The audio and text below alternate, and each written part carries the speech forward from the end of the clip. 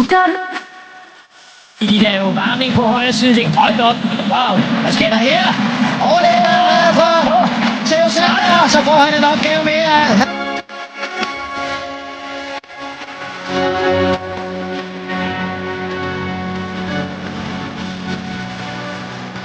Yes.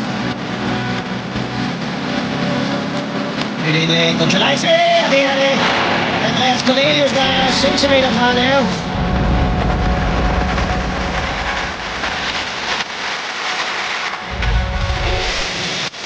Københavns 10 minutter for hovedstød.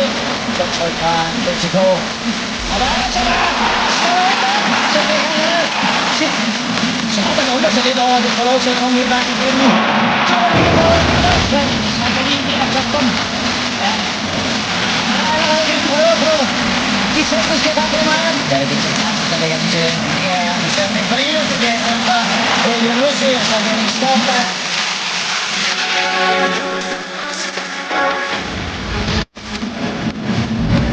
Ja, Cornelius og det er en ny fin redning af Jannik Stoffer. Det er omkring fra, at jeg kan aflevering i overlevering. Jeg kan på Bacardi, det er det er gang.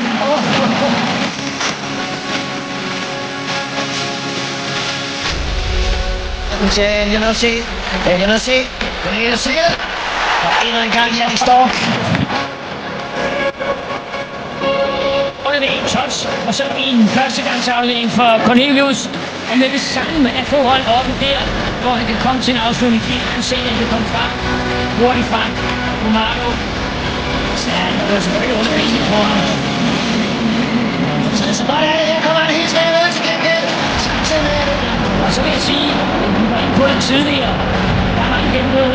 Flot score, som kan læses. Han skal blive inde til center selvfølgelig. Men godt hældet, ikke? Godt kommet lidt over. Det er helt i bunden. Så der er Jonas Hansen, og det ender med en 2-1-sejr til København, som ligger sig på førstepladsen i 3-1 Superligaen, men efter en kamp her.